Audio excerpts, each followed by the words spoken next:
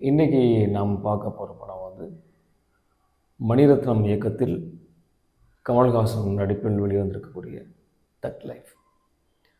மணிரத்னம் படம் அப்படின்னு சொன்னாவே மிகுந்த ஒரு எதிர்பார்ப்பு இருக்கும். ஏன்னா அவர் விஷுவல் ட்ரீட் கொடுக்கக்கூடிய ஒரு இயக்குனர், காட்சிகளை ரொம்ப அழகாக காட்டக்கூடிய ஒரு இயக்குனர், காட்சிகள் வழியாக கதை சொல்லக்கூடிய ஒரு இயக்குனர் அப்படிங்கிறது நம்ம எல்லாத்துக்குமே தெரியும்.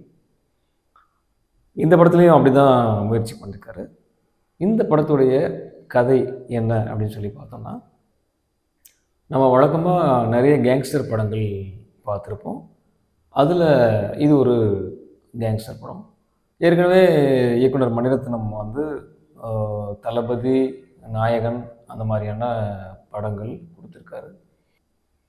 இந்த கதையை பொறுத்த வரைக்கும் பார்த்தோம்னாக்கா, இவர் கேங்ஸ்டராக இருக்கும் பொழுது ஒரு உயர் அதிகாரி இவர் என்கவுண்டர் பண்ணுறதுக்கு வர்றாரு. அதுக்கு இந்த கேங்ஸ்டர் தொழிலில் செஞ்சுக்கிட்டு இருக்கக்கூடிய இவங்களுக்கு தெரிஞ்ச ஒரு நபரே காரணமாக இருக்கார். அப்படி ஒரு ஆப்ரேஷன் நடக்கும் பொழுது எதிர்பாராத விதமாக ஒரு பேப்பர் போடுகின்ற ஒரு நபரை ஷூட் பண்ணிடுறாங்க.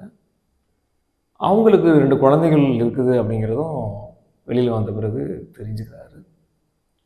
அதில் ஒரு குழந்தைய காப்பாற்றி வளர்க்குறாரு. அப்படி வளர்த்து பெரியவனான பிறகு அவங்க குடும்பங்களில் என்னென்ன விஷயங்கள்லாம் நடந்தது அப்படிங்கிறது தான் இந்த படத்துடைய கதை. வழக்கமாக எல்லா கேங்ஸ்டர் படங்களையும் நீங்கள் இந்த மாதிரியான காட்சிகள்லாம் நிறைய பார்த்துருப்பீங்க. மணிரத்னம் வழக்கமாகவே விஷுவலாக தான் அவர் கதை சொல்லுவார். அவர் படத்தை பார்க்கணுன்னாக்க நீங்கள் ரொம்ப கூர்மையாக கவனிக்கணும். அப்போ தான் உங்களுக்கு அந்த கதை புரியும். விஷுவல் தனியாக, டைலாக் தனியாக இருக்காது. ரெண்டுக்கும் தொடர்ச்சி இருக்கும். ஒன்று மாதிரி ஒன்று தொடர்ச்சியாகவே இருக்கும். ரெண்டுமே நீங்கள் சேர்த்து பார்க்கணும். ஆனால் இந்த படத்தில் மணிரத்னம் நிறைய இடங்களில் வழக்கமாக இயக்குநர்கள் செய்யக்கூடிய விஷயங்களை தான் அவர் பண்ணிட்டாரோன்னு தோணுது. நிறைய இடங்களில் வசனங்கள்லேயே கதையை சொல்கிறாங்க. நான் அப்படி இருந்தேன், நான் இப்படி இருந்தேன், நான் அதை பண்ணேன், இதை பண்ணேன், அதை பண்ணேன், இதை பண்ணேன், நிறைய பேச ஆரம்பிச்சிட்டாங்க. ஓப்பனிங்கில் ஒரு கேங்ஸ்டர் தன்னோட கதையை சொல்ல போகிறேன்னு சொல்கிறது சரிதான். ஆனால் உள்ளாரையும் நான் அதை பண்ணேன், இதை பண்ணேன், நிறைய கதைகள் வசனங்களாக பேச ஆரம்பிச்சிட்டாங்க. இது ஒரு பெரிய ஏமாற்றம். அடுத்தது கமல்ஹாசன் ரசிகர்களுக்கு இன்னொரு ஏமாற்றம் என்ன இருக்கும்னாக்க, கமல்ஹாசன் நடிப்பில் எவ்வளோ ஒரு அற்புதமான கலைஞர் அப்படிங்கிறது நம்மளுக்கு தெரியும். அதையும் தாண்டி மற்ற துறைகளிலும் ஒரு சிறந்த கலைஞர் அப்படிங்கிறது நம்மளுக்கு தெரியும்.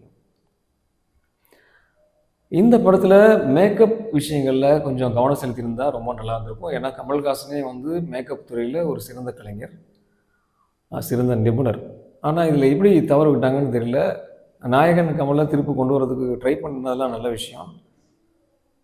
பட் இன்னும் கொஞ்சம் மேக்கப்பில் அந்த முக சுருக்கங்களையும், வயிறு பெருசாக இருக்கக்கூடிய விஷயங்களையும், பற்கள் கொஞ்சம் தெரியாமலும் செஞ்சுருந்தால் அவருடைய அந்த வயோதிக தோற்றம் தெரியாமல் இருந்திருக்குமோ அப்படின்னு தோணுது.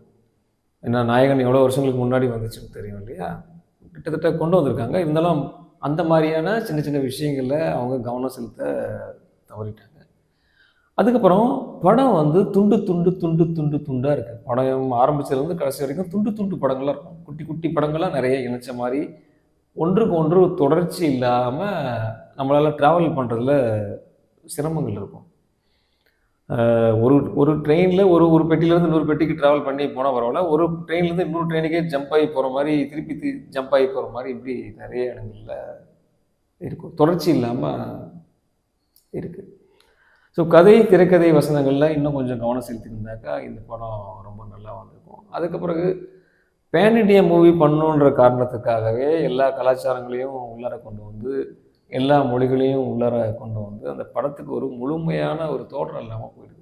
அங்கே போய் தமிழில் பேசுகிறாரு, திருப்பி அவங்க ஹிந்தியில் பேசுகிறாங்க, எல்லாம் கலந்த கலவையாக. இதெல்லாம் பேன் இண்டியா மூவியாக பண்ணணுன்றதுக்காக காம்ப்ரமைஸ் பண்ணிக்கிட்ட மாதிரி இருக்குது. மணிரத்னம் எதற்காகவும் தன்னை சமரசம் செய்து கொள்ளாத ஒரு இயக்குனர். ஆனால் பேன் இண்டியா மூவி பண்ணணுன்றதுக்காக சமரசம் செய்து கொண்டாரோ அந்த மாதிரி விஷயங்கள்லாம் ஒரு சாதாரண பார்வையாளனுக்கு எப்படி இதெல்லாம் புரியும், எப்படி கடத்தப்படும், அந்த மாதிரியான சில விஷயங்கள். அதன் பிறகு கமலஹாசனுக்குன்னு ஒரு பெரிய இடம் இருக்குது. அந்த பெரிய இடத்த கொடுக்கப்படாமலே போயிடுச்சோன்னு தோணுது. நிறைய நடிகர்கள் உள்ளார இருக்காங்க. எல்லாருமே அவங்க பங்களிப்பு கொடுக்க முயற்சி பண்ணியிருந்தாலுமே, அதில் ஏதோ ஒரு இடைவெளி இருக்கிற மாதிரி தான் தோணுது. அப்புறம் ஏஆர் ரஹ்மானுடைய இசை எடுத்துட்டோம்னாக்கா, பாடல்கள் வந்து ஓகே. மொத்த படமுமே வந்து சுடுதண்ணியை காலில் ஊற்றிட்டு ஓடுற மாதிரி தான் இருக்குது. சுடுதண்ணியில் காலில் ஊற்றினாவே வேகமாக ஓடுவாங்க. அது வேகமாக ஓடுற காலில் சுடுதண்ணி ஊற்றுன மாதிரி அப்படி பரபர பரபரன்னு எதுலேயும் ஒட்டாமல் போய்கிட்டே இருக்குது. இந்த மாதிரியான விஷயங்கள் எல்லாம் கொஞ்சம் கவனம் செலுத்தியிருந்தால் நிச்சயமாக இந்த படம் நல்லா இருந்திருக்கும். இருந்தாலும் கமல்ஹாசனையும் மணிரத்னையும் எதிர்பார்த்து இந்த படத்துக்கு செல்லக்கூடிய ரசிகர்களுக்கு நிச்சயம் இந்த படம் ஒரு ஏமாற்றமாக தான் இருக்கும்.